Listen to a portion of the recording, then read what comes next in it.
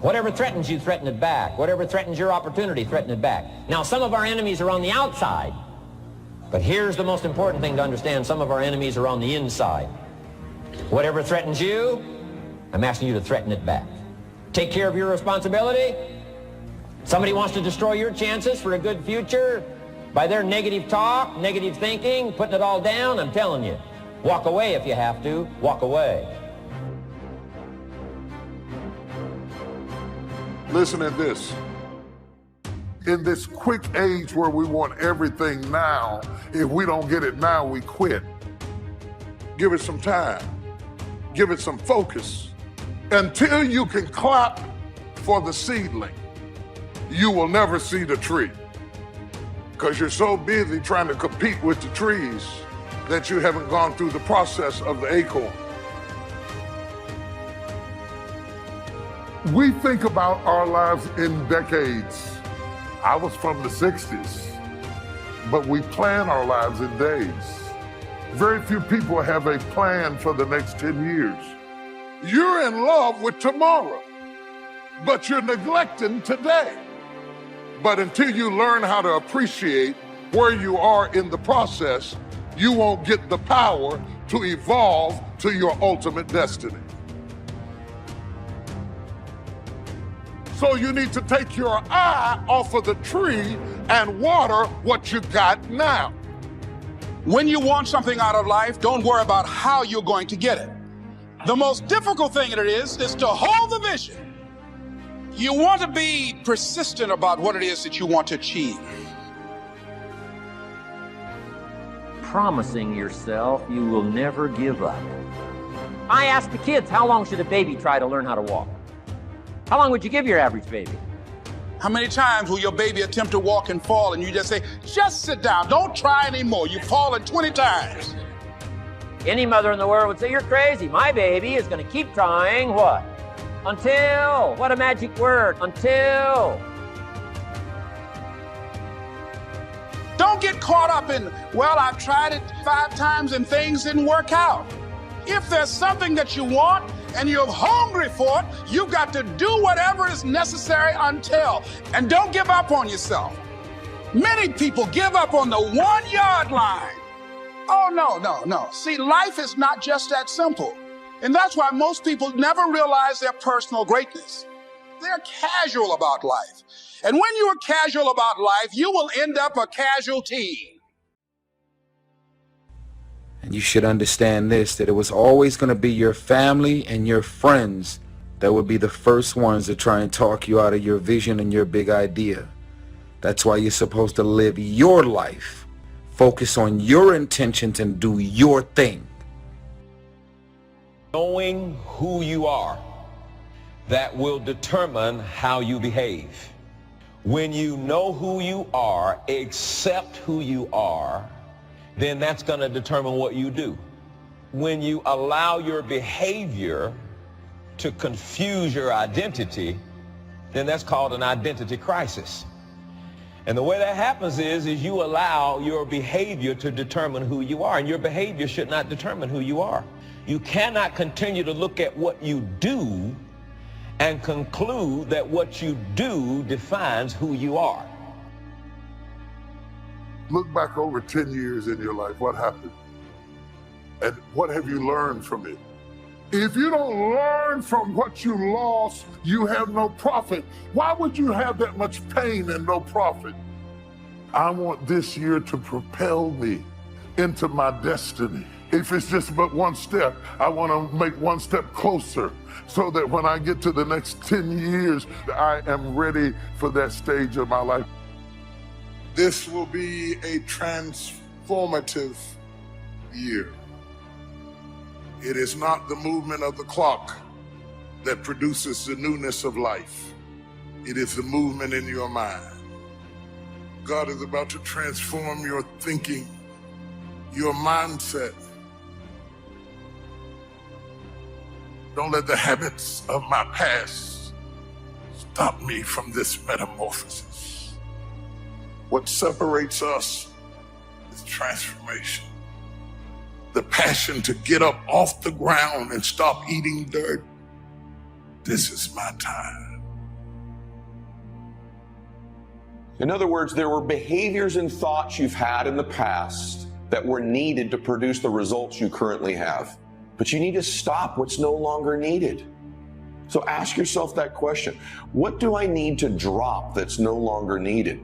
Is it a behavior? Is it a person? One of those things you probably are carrying with you from the past, but that thought, that behavior, that person is no longer needed for you to go to the next level of your identity, the next level of yourself. If you're stuck in a story. Right now, if you say, Ed, I'm kind of stuck where I am. Well, what you need to do is you need to alter your associations. You need to do something in a short window of time and evaluate the story you're telling yourself. Maybe it's a story about your past, a story about your parents, a story about a success you used to have. You keep talking about that doesn't serve you to get to the next level. Every second you spend in that old story about what you've achieved, some business you had, every time you live in that story, you're stripping time and focus from the new story. What's the old story you keep repeating? Maybe it's not a success. Maybe it's a failure that you've had. You can't take that old story into the new identity. What's your new story? Who are you now? See, here's what's amazing. At any point in your life, you can just decide to write a new script. And guess what? You and God control the script. Listen to me. At any time you want, you can simply decide to be a new character. Stop telling the old story. Here's the truth. Nobody cares. And that old character you keep playing is the very thing that will prevent you from becoming this new version of you. Just awareness of the power of identity puts you in the 0.1% of all the people on the spinning earth right now. Becoming is not about arrival, it's about the journey. We're committing to the journey. We're committing to the process. In fact, you won't get there until you die. There are moments that try the human soul so violently that if the truth were told, all of us have had moments that we wanted to throw up our hands and walk away. Because I believe that, what that tells me is that while I'm becoming, I'm gonna face problems. Did you know it's totally possible to be struggling and becoming at the same time? Some of you in this room, you're struggling. But just because you're struggling hasn't stopped you from becoming. Our problems do not overshadow our purpose. Our weaknesses do not discount our work, and our deficiencies definitely do not delay our destiny. We have to learn how to work our weakness. Someone say, work your weakness.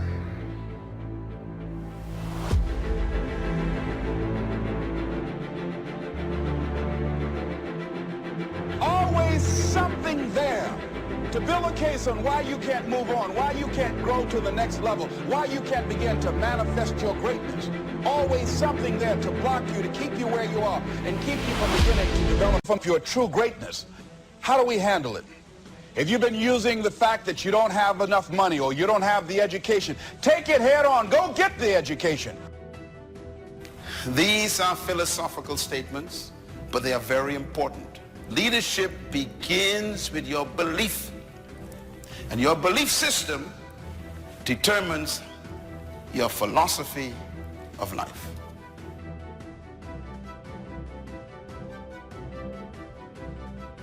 Build your self-confidence, and the greater and greater your self-confidence get, it minimizes the impact self-doubt has on us. You weren't born doubting. You weren't born discouraged. You weren't born thinking negative things about yourself. As hard as this is to accept, these are not your thoughts. Those were thoughts that were placed in you and given to you by an external source at some time in your life. It could even be our parents.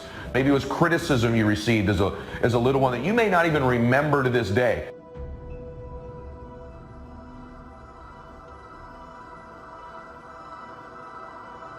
That I've decided a long time ago that I didn't want to be another man who lived and died and didn't do anything significant. There's so many of y'all that are running around that are connecting whatever your concept of what life and love and happiness is to this thing that doesn't exist. And so in your mind, you're not living until you get to that.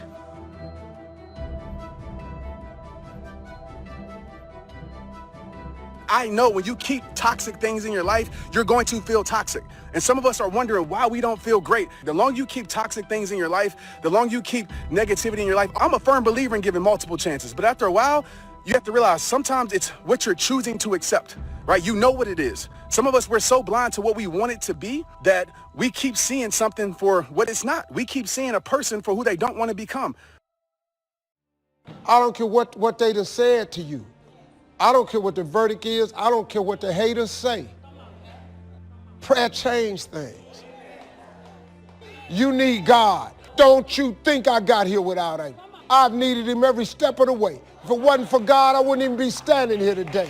I'm telling you right now, you need God. Quit being ashamed about it and worrying about who looking. Go somewhere by yourself today and tell God you need some help. They doubt the whole world is going to make it. But I'm asking you not to pick up all those doubts. I'm asking you to have some faith, have some courage, believe, drive your doubts into a small corner. Don't doubt the future. Don't doubt the extraordinary gifts that your distributors bring to your organization. Don't doubt that. Don't doubt the possibilities. And here's the most important one of all. Don't doubt yourself. So you've got to decide, wait. Even if things don't work out, even if I experience defeat or failure, that does not make me a failure. It's a difference between failing and being a failure. If things don't work out, if you don't produce the results you want, that's all. But don't confuse who you are with the results that you produce. It's impossible for you to have continuous success without having self-discipline in your life. And my greatest challenge as a leader is your greatest challenge as a leader. And that is every day keeping people climbing. Because they don't want to climb. They want to coast to success. They want it to come to them. And they just kind of hope that if they're at the right place at the right time, something wonderful will happen to them. It won't.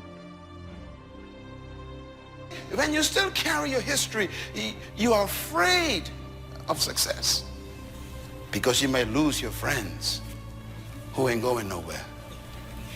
Very subtle problems. Your attitude is so powerful. It creates your atmosphere. It also is a source of your natural lifestyle. If you're going to change your life, you got to change your attitude. Now here's the bottom line. Your belief system is the source of your attitude. I got better. I got better day by day and week by week and month by month, and I'm asking you to do the same thing until you can develop influence that won't quit. Touch people next year you couldn't touch this year. Heart and soul now mixed in there that wasn't there, missing before. I'm asking all of you to get better in spite of the winters, in spite of the downturn. Just get stronger. Get better. We've all got those personal winters. Be careful how you think. Your life is shaped by your thoughts. People say, well, I was just thinking it. Well, you don't realize how important the thought is. The power of your mind, the power of your thoughts has tremendous ability to shape your life for good or for bad.